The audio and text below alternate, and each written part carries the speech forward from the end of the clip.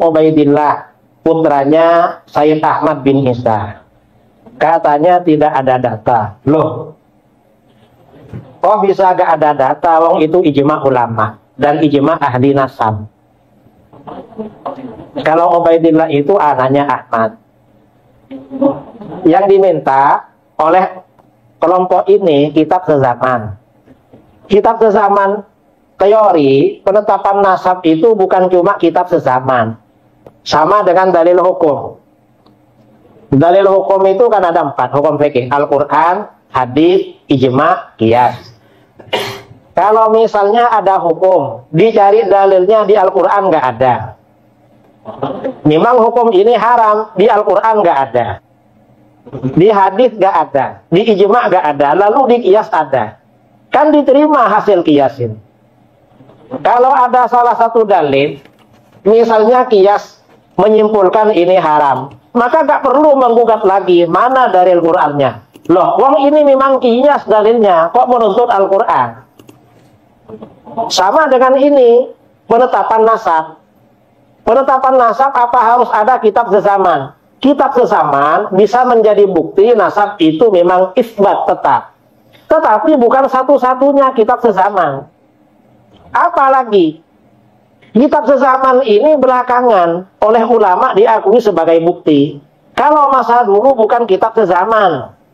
Dulu itu dijelaskan di dalam Sahih Bukhari, itu istifadhah, syuhrah dan istifadhah.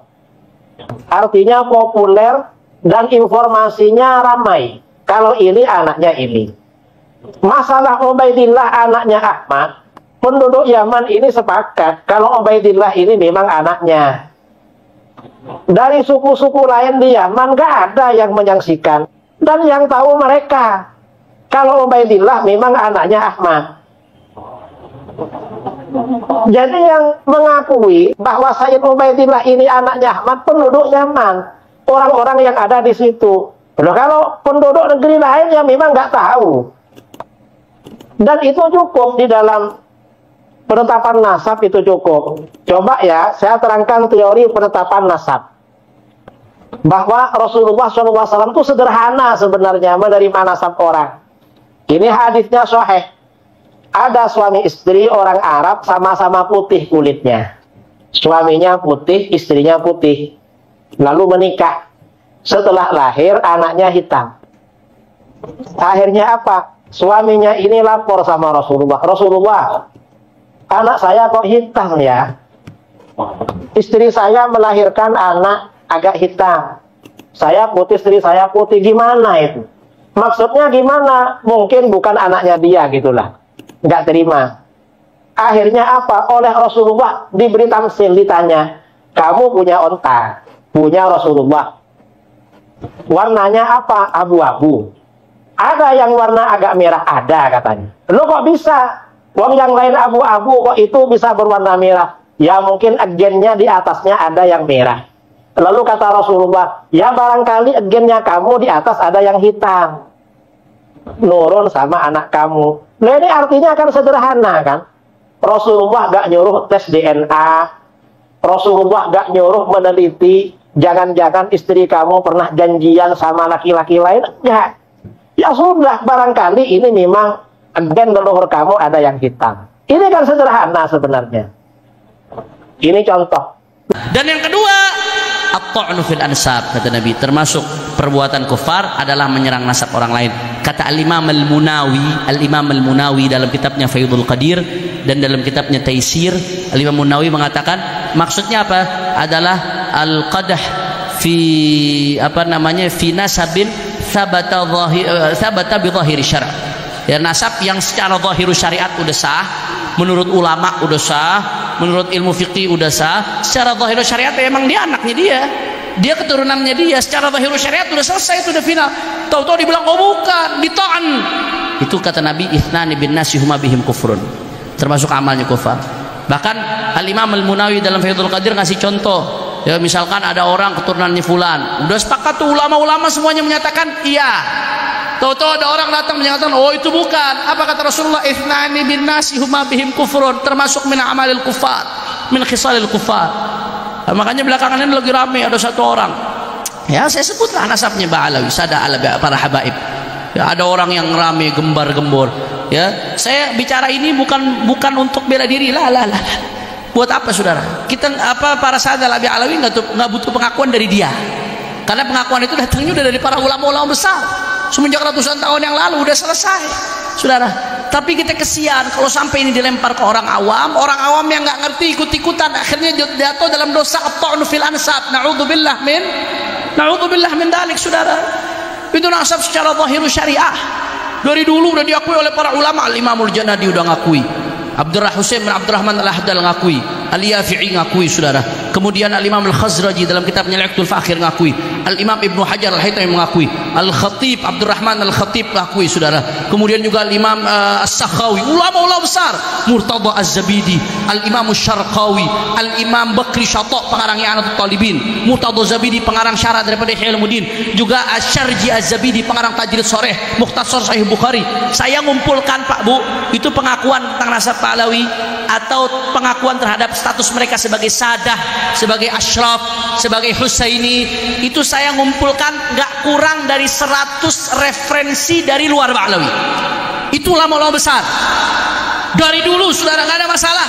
Tahu-tahu setelah 1000 tahun Ba'alawi, saudara, datang ada satu orang mengaku apa? Oh, ini Ubaidillah bukan anaknya Ahmad, berarti Ba'alawi bukan cucunya Nabi, saudara.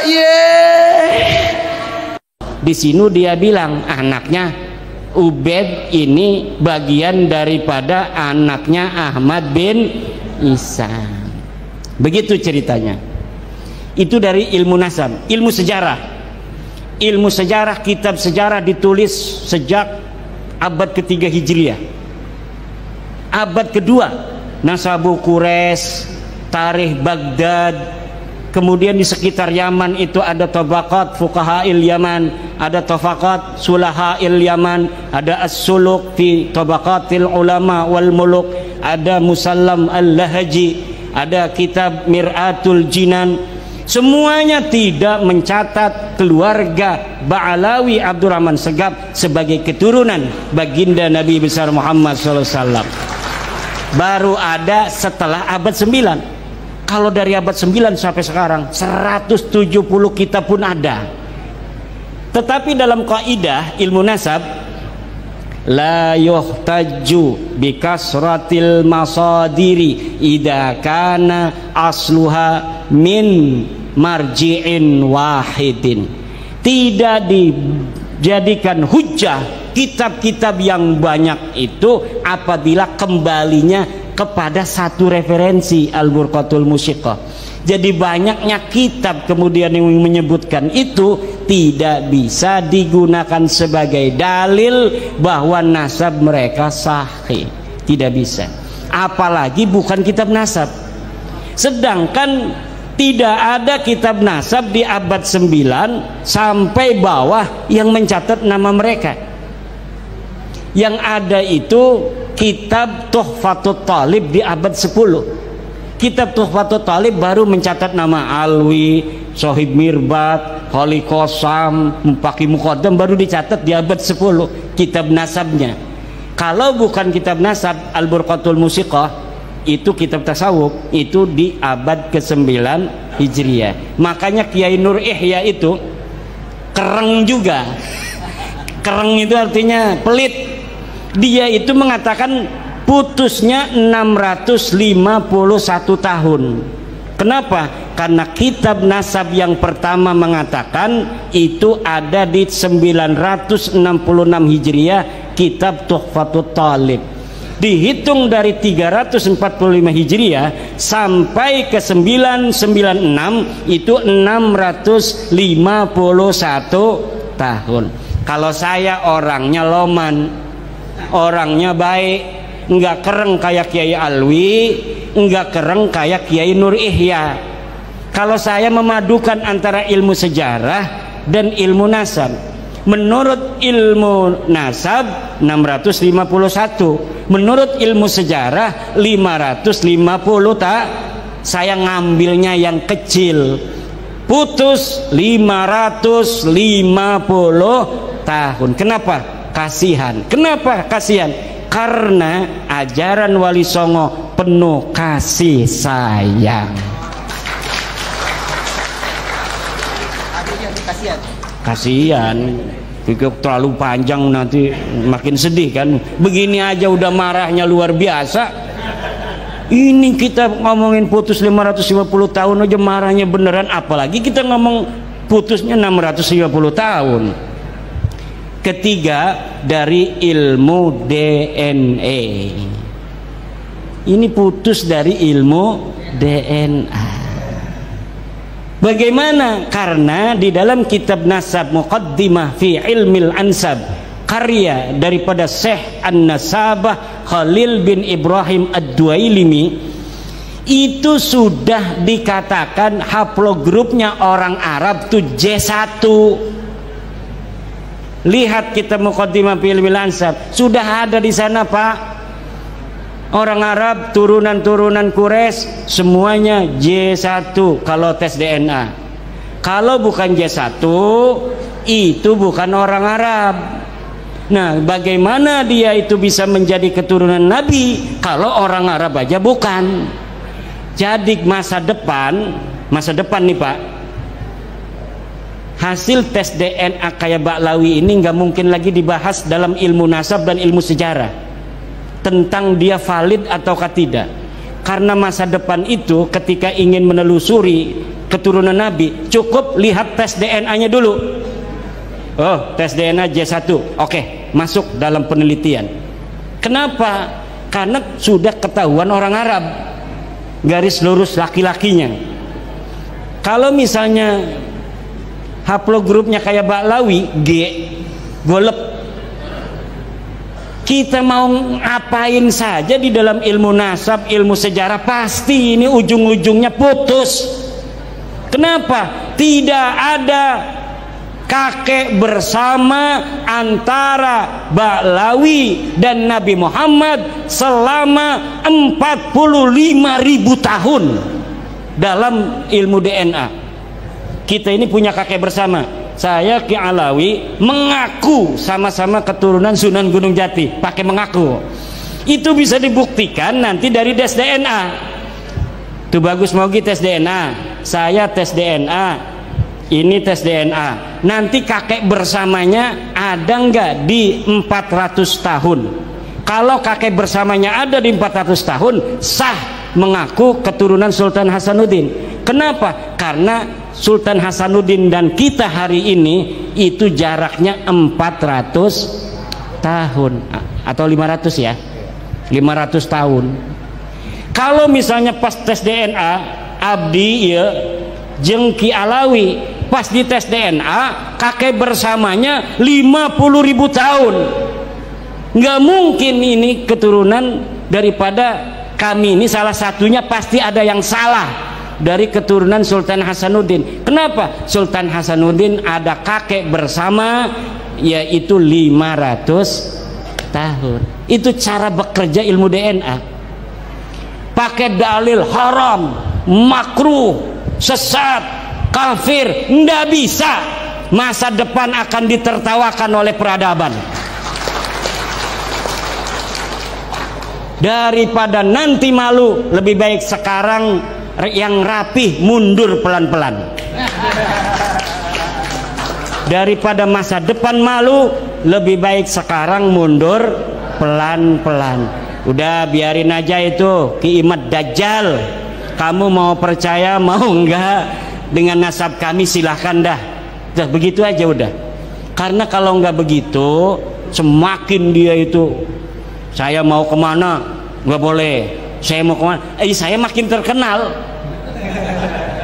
makin terkenal, makin banyak yang pengen. Ini udah undangan ceramah ke Kalimantan kemarin dari Malaysia numpuk sekarang, bikin sibuk saya juga ini. Ini yang angkat saya Ba'lawi. Semakin dia tidak percaya, semakin orang banyak percaya. Semakin dia punya buat-buat dalil-dalil palsu, manuskrip palsu, semakin orang cerdas-cerdas baca. Coba baca kitab buku Keabsahan Nasab Ba'lawi itu. Dia ngomong tidak ada dalil kitab sejaman, tapi dia bikin manuskrip palsu. Saya sudah tulis manuskrip palsu Ba'lawi versi Rumel Abbas, bisa di-download. Bagaimana kepalsuannya itu? Dia bikin kitab tahun 1960. Seorang Ba'lawi bikin kitab tahun 1960, tapi ditulisnya di situ dibikin tahun 640 Hijriah. Dari mana eta Ki Imad nyaho bae cina eta palsu? Dari berbagai macam literatur tentang orang yang disebutkan itu. Pengarangnya katanya namanya Sa'duddin Ad-Dhifari, 640 Hijriah, katanya murid Faqih Muqaddam.